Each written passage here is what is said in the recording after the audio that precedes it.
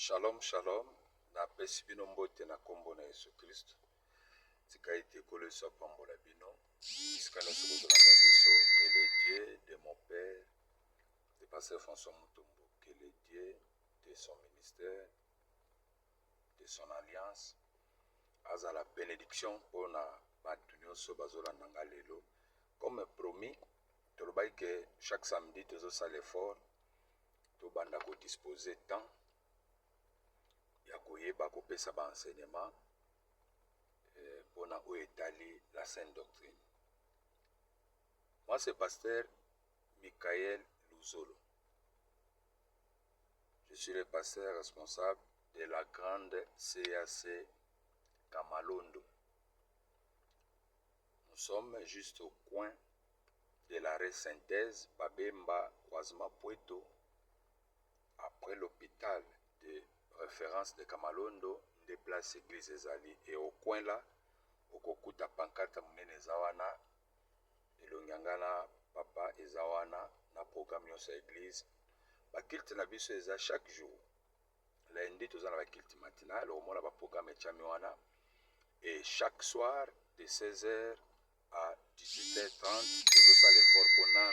Nous avons chanté, nous avons aussi ici, de façon que nous avons avant 18h30, nous avons les côtes dans nous. Et ce côté na YouTube na biso ezali Pasteur Michael Luzolo CACVH. Vous allez poso benga biso ba contact na biso ezali plus 243 89 85 54 333. Vous allez poso soutien na bino pour tous allez chanter tous autonga. Ou soit plus 243 82 12 399 12. Je suis le pasteur responsable de la grande CAC Kamalondo. La charge de Zanango, na pesa kapé ba enseignement pour na basala nzambe, pour na ba pasteur, encadrement jeunesse pour permettre batu bayeba na kotambola malamu na makambo na nzambe. Alors, nous parlons de la sainte doctrine. C'est quoi la sainte doctrine? La sainte doctrine, c'est l'ensemble des enseignements de Jésus-Christ enseignés par les apôtres. Bref, nous ça l'effort 15-20 minutes nayaka quand même les locaux moko repesa bino moi connaissance sous na kata dépôt yozanango pour permettre biso to tambola malamu surtout na charge nzamba pesi biso ya musala na nzambe. Musala na nzambe ba misalela kate. Musala na nzambe nzamba benga yo pe nzamba pesa yo. So nzamba pesi yo te, nzamba bengi yo te, oko forcer ezala passe.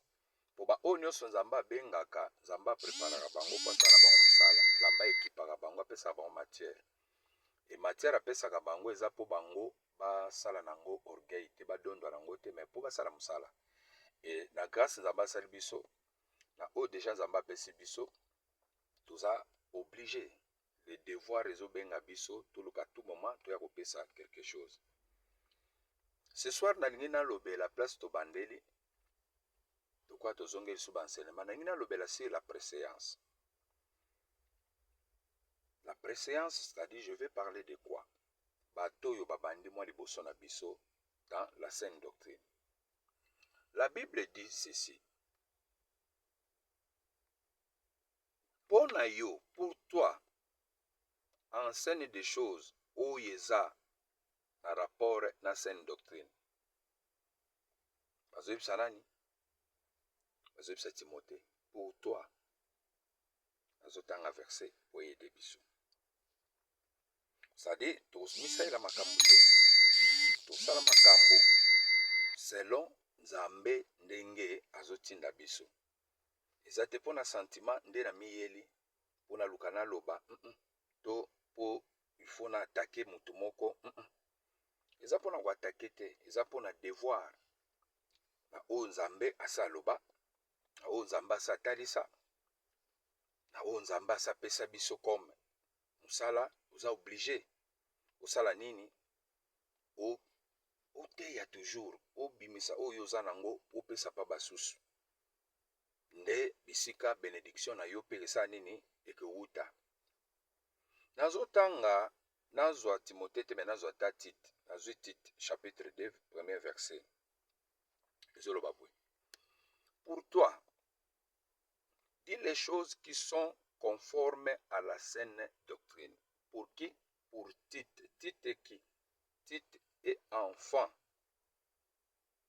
spirituel de qui? De Timothée et Paul. C'est-à-dire Paul, Timothée, Tite. So bazoyebisa Tite. Pour toi, apôtre azoyebisa bango. Pour toi, dis des choses qui sont conformes à la saine doctrine. C'est-à-dire, il y a des choses qui ne sont pas conformes à la saine doctrine. C'est-à-dire, il y a des enseignements qui ne sont pas conformes. Ou eza que bakoki kolobela ngo te na kati ya saine doctrine. Eza libanda ya saine doctrine. Parce que bazoyebisa Tite. Tite, homme de Dieu, évangéliste, mosali na Nzambe. Pour yo, s'il faut parler, dites des choses qui sont conformes à la saine doctrine. C'est-à-dire, quand je me tiens devant vous, pour naloba, nazoloba te pour attaquer moto. Attention, eza erreur ya yo. Mais eza erreur yo sali pour toi enseigner ngo, pour yo pozwa mayele ou réparer, pe ba misu bazwa mayele ba kwa nango te. Et ceux qui ont fait partie de la saine doctrine, ils ont fait partie à makamba apôtre bateyaki. Où est le mal? La préséance existe. C'est-à-dire, bato babanda liboso. Na makambo na Nzambe, ça existe. Et la Bible, ils ont reconnaître. Génération à l'élo, ils ont beba. Pourquoi? Parce que il suffit mon toi comme un l'élo serviteur, comme Moussa Nzambe, comme pasteur, c'est comme si batunions bakomi baninga na ye. C'est comme si batunions bakomi ramoko na ye. Respect zate. Batu bakoko se retrouver na église songolo, bakoko se retrouver na communauté songolo. On dirait batu nyonso bakoma ramoko po babenga batu nyonso apôtre, po babenga batu nyonso pasteur, po babenga batu nyonso évangéliste, docteur, prophète. On dirait batu nyonso bakoma ba master mbala moko.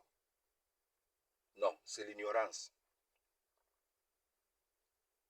C'est par là que ozokuta succession ezozala malamu te, relève ezozala malamu te. Pourquoi? Moyen batu ba hérité manteau. Ya bato bazali boso ezate. Pourquoi? Ba respecter la préséance te.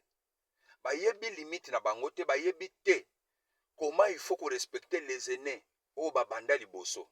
Il y a des aînés na kati na makamanza o ya to matio comme na grâce ndenge nini o koki en aucun jour ko ignorer ye. En aucun jour. Que o respecter yete. Na yo muto bandisika. Na muto abanda kala, na muto azu ba responsabilité depuis ba 2005, azozo ba responsabilité, ba 2008 azozo ba responsabilité, ba 2010 azana responsabilité, ti lelo ndenge to so la boy, azana ba responsabilité, bokuta bana mususu.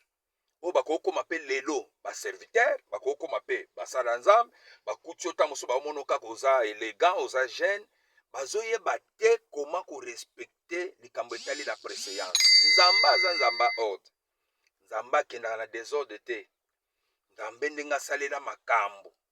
Asala que bato yo bazali boso ba o ba yesima, ba yeba nini koyeba na ko respecter bango. Ba yeba na ko respecter bango. Et ce qui respect wana ezate ndo zokuta ba génération ezoya lelo. Bazo zanga matière, bazo zanga connaissance, bazo zanga loka koloba, bazaka makelele, ria, théâtre. Okute belé, revivre en image, ce qui a été notre culte. Mais quand on parle de culte, il faut tout le monde enseignement, il faut tout le monde matière. Ce qu'on y est, revivre en image, ce qui a été notre culte, les années, ma photo à publier. Revivre en image, ce qui a été notre culte, ma photo y a publié. Mais on est ministre de Dieu, on est serviteur de Dieu, Moussali Nzambe, ministre de Dieu, ministre de la parole. Ministre de la parole. Oye que ça là yo eza ba photo te. Oye que ça là yo eza kopesa biso liloba lipa o Nzamba pesi pa na yo. Nde génération ebela lelo. Makelele, ba exhortateur na ba prédicateur. Ba ministre de la parole bazate. Makelele pour les soko bando yo keka go motivateur. Ane lote. Motivateur ria. Pourquoi? Bato bazali boso ba ko pesa bango mayele. Bango bali ko respecter bango te. balingi komikitisa pa na bango te, balingi kosaproche pa na bango te, bamisala mpe baserviteur pa bato wana mpo babénéficie grâce eza pa na bango. Nde ezodétruire, nde ezodétruire bagénération, ezodétruire na bacommunauté. Alors tosala l'effort tobanda koyaka na mateya oyo ekoki kopermettre esunga soki eswi yo talati makambo tooloba so eza na kati ya sainte doctrine, so eza na kati ya sainte doctrine se conformer mpo nzambe moto atia yango. Que dit la parole de Dieu? La préséance existe.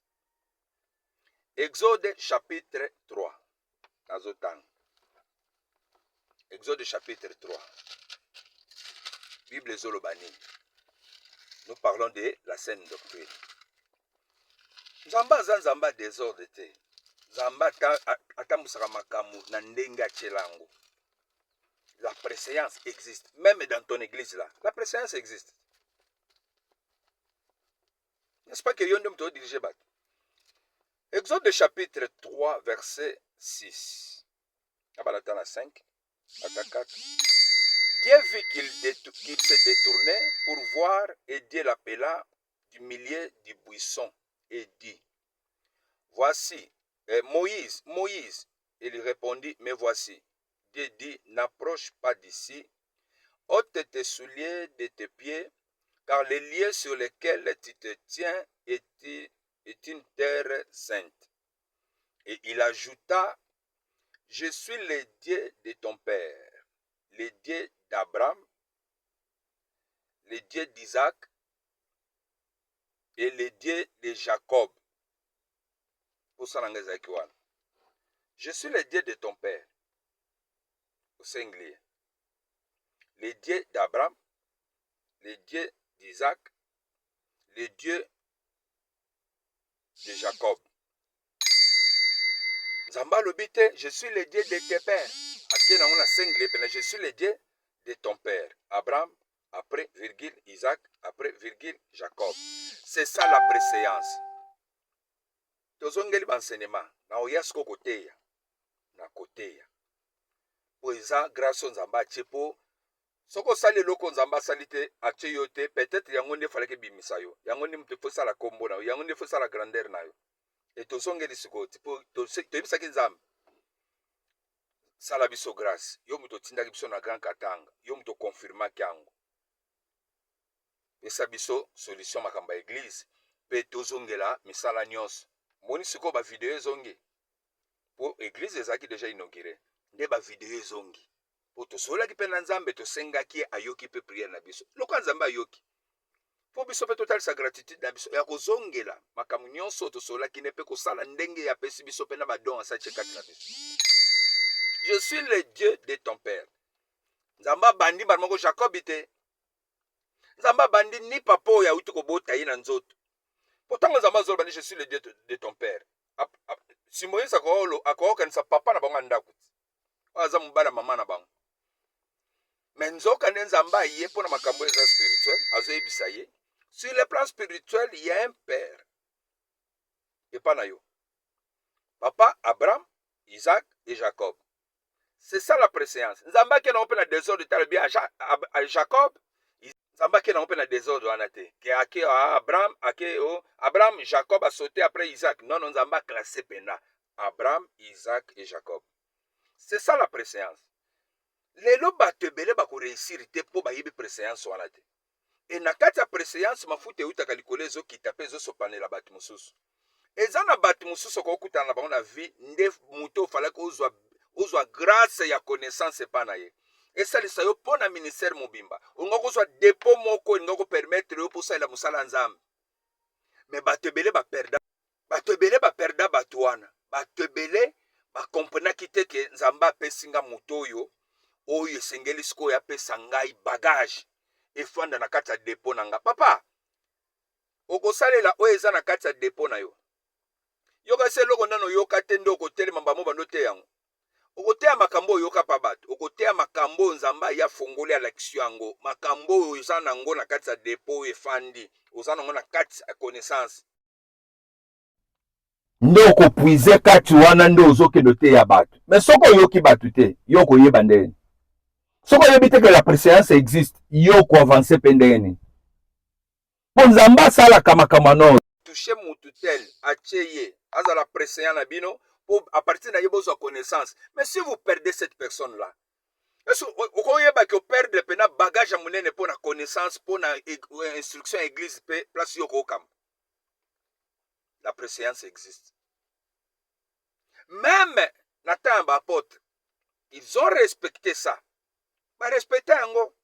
Mutu moko manka ki Pierre azozala te, mutu moko pa na manke ba Jacques, bato misato wana ba na ko simba église. Azala ki te le reste ba respecter la préséance. Ça la saine doctrine. C'est ça la saine doctrine. Nous avons versé moko. Galates chapitre 2. Azotanga na kombo na Yesu. Salina sisa, pardon. Usilikate. 14 ans après, je montais de nouveau à Jérusalem avec Barnabas, ayant aussi pris Tite avec moi. Et ce fut d'après une révélation que j'y montais. Je leur exposais l'évangile que je prêche parmi les païens. Je l'exposais en particulier à ceux qui sont les... De ne pas courir ou avoir couru en vain. Apôtre Paul Azolo Baboué, 14 ans après, a sali na ministère 14 ans après, Azokende na Jérusalem. Na bateau bazaki les plus considérés avant ye. Apôtre bazaki avant ye. Azolo ba pourquoi? Comme on a le bique bateau bazaki na Yesu, bateau bazaki liboso na nga na kena kutana bango, na tarisa bango makamna na zote ya bango pe ba jijango. Est-ce que lelo yoko kondima que bofandi boye votre préséance au sengabino te yana no papa sala boy to kuta na ngo mbale bele na kati manzam ayebite azana eloko pe nanu te bazo ebise meko te ya te moyo para que lote to sengi to préparer loko to former nde yo kaka ndenge babwakeli yo mateya nde bande kobwakela biso mpe kembisa biso yebi te yo moto teya mais pasteur abwakeli yo ozo yebisa siko papa teya biso na eloko boy okuti azo bude ngana yoka bien te boni excuse nga pena pardon ta prochainement. C'est de l'impolitesse. Même nzambe likolo na lora na ba ange tamba zotala yo pozo makama nzambe za passe. Dans la préséance, vous pouvez vous retrouver dans la réunion. Dans une réunion. Bayebisio papa salaboy. Vous devez respecter. Papa salaboy. Il faut respecter. Ça fait partie de Moussalanzam, ça fait partie de la saine doctrine. Les nouvelles générations, les nouvelles mawa, ils passent. Passe. Pourquoi? Parce qu'ils comprennent de thé. Comment bango pe bako bénéficier na ba oya bazali boso. Apôtre Azolba na mati na kioko utalisa bango na pembeni ke ba vie na nga. Botala nanu makambo peut-être na za makasi te na eloko boy me boyo kana ndenge na te ya kana ndenge na zotalisa na message nzamba pesi ngai. Atalisi ba vie na ye. Bato bazaki liboso na ye. Ba vie botala na eloko. Ba vie bafandi, ba vie batali, ba juger ti asilisi koloba. Ba vie ba lobi pe. Bible zotalisa biso. Moi, et qui était grec, ne fut pas même contraint de se faire circoncire. Et cela à cause de faux frères qui s'étaient furtivement introduits et glissés parmi nous. C'est-à-dire, Bela Lelo, ba faux frères, ba faux serviteurs, ba faux basalanzam. Basalanzambo bango moko ba se recommander. Basalanzambo bango moko ba solliciter. Vous pouvez savoir biso pe place, biso pe to banda boy, biso pe to sala boy. Est-ce que musalanzambo ngo ezala bon? Nga mo fona se recommander na bana oluka ke ngape na koma pasteur, ngape na koma boy. Nde désordre, do kuti batuana nyonso. Bazalaka na respect ya préséance te po azana na connaissance te. Aye ngape na zu place na bandawa. Ngape na bandata awa. Oza komicha, est-ce que nzambe mutandimia chayo? Nyonso na rubaka mabe. Na atake yo. Yo osalaki mabango kasi change te. C'est clair, change, répare. C'est recommandé moko. Vous pensez qu'il y avait des faux frères. Il y a des faux frères. Les gens ont faux frères parmi nous. Oh, bako to la préséance te bako respecter te. Pona nini ma peka amona ke yepe pasteur. Mais bon ka Bible boy bo surprendre bo zu Bible bo bois kelie. Te biso temi boy. Akotele mawana asili mayele. Akotele mawana asili mayele. Nakoba to nakata. Ah, nazokoba. Bonzo yeka bo surprendre. Akotele mawana asili mayele. Pourquoi? Yemoko nanu nana yebite. Message oye. Message nzamba chakati na eza nini. Ayebi ko identifier ngona onte. Azape na niveau nanu ya connaissance ta identifier ke nga message nzamba chakati na ngande yango. Nana komela niveau wana te. Mais ça na batu vos préséants ata la mukika siko bo bois que les Bible. Azana message particulier nzamba pesa ye il suffit bo bois que les Bible pas à fongola bando parler sur la délivrance. Et puis azozwango de A à Z sans erreur parce que notre et comment ça na ba erreur te. Mais yoka ba faute, yoka ba erreur. Même na ba biloko eza élémentaire. Biloko nyonso eza bandel boso kuta mwana classe ya sikazo sala ba faute grave. Mali ko to sater la préséance. Ali ko respecter te ba o basala liboso. Siko kozoma yele pandani. Po balobi soki o bagoteya te oyoka nini. Okozoma yele ndeni fo mutazala. Oya goteya. Mutazaki liboso na yebaki. Nakoba to nakata. Moniso zo tuna nakoba to nakata fo za na maloba koloba na simata. Zo za na ngoto ko tuna question na ne papa tuna. Il y avait des faux frères parmi nous pour épier la liberté. Avec l'intention de nous asservir.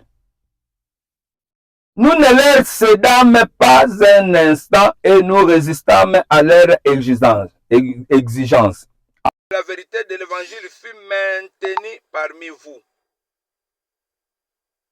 Nakoba, tonakat. Ceux qui sont les plus considérés. Ah, il y a de ceux-là qui sont les plus considérés. Même la communauté n'a pas CACVH. Il y a de ceux-là qui sont les plus considérés. Ce qu'on t'a cité, ce qu'on y a respecté, même ils n'en pas au planoté. À cause à la peine à minute, il y a un grade moko à ma cité. Tu pas à Mazana batu. O ba respectake, ba benga pe bazotu na ba question pour ba kamba ba église na bango. Peut-être yo yebite. Kokuti mutazo benga penza azana matière na si mazo benga ke papa na ngina zo mayele place boy.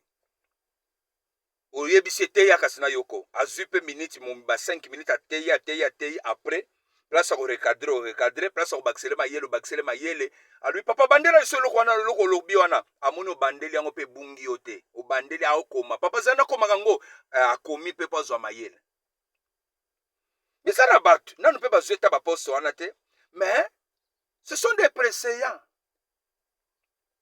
oyo batu pe ba respecter ba na kati ya communauté.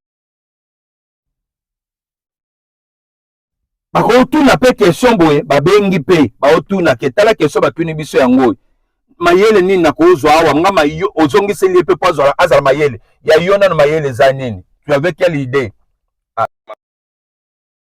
Vous avez quelle idée? Quand on va une question on comprendre nini. Oh papa moi j'ai compris comme ça et puis na moni boye otali déjà mayele na ye et puis opesi sous mayele et fongoli li sous ba parenthèse.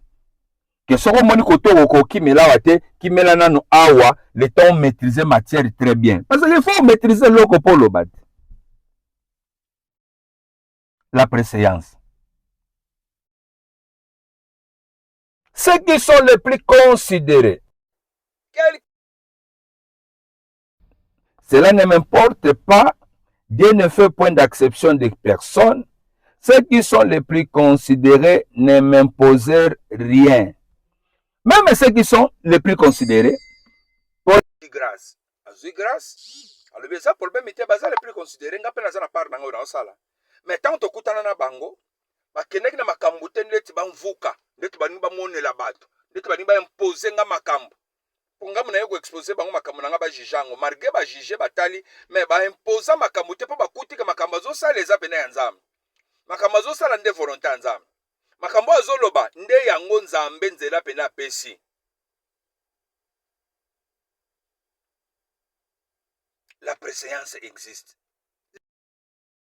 bazokola te na makambo ya nzambe surtout na biso basala nzambe bapaster bato ya dirige église parce que babosani la préséance balingi koconsidere te bato oyo baza liboso na bango bato oyo babanda mpe liboso na bango bato avance oyo bible ezosengaka to imite mpe bafwa na bango bango mpa na bango eza te abiso nyonso toya bapaster nini mpo oza tshoko nini mpo oza monene nini mpo oza molai koleka ye la préséance existe nasukisa ta na verset moko mpo tobandi ti tobandi biso nzambe akosala biso ka grâce toyaka mwana biloko moko boye ekoki kozala ndeti ezoswa me ezozongisa siko bato na nzela 1 Pierre chapitre 4 verset 10 bible ezolobani comme des bons de diverses grâces de Dieu, que chacun de vous mette au service des autres les dons qu'il a reçus.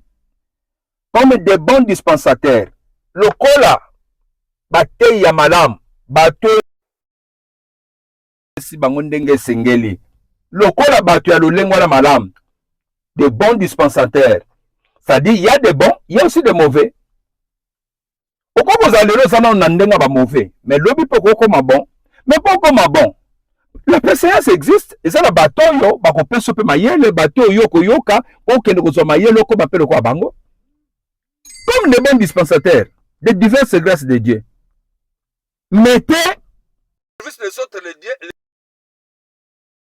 C'est-à-dire, il y a les gens qui sont avant nous. Il y a la préséance, les gens qui ont connu avant nous. Ba yebi makambo avant biso. Akoko lakisa biso, akoko lobela biso, akoko pesa biso sikoko yaza nango.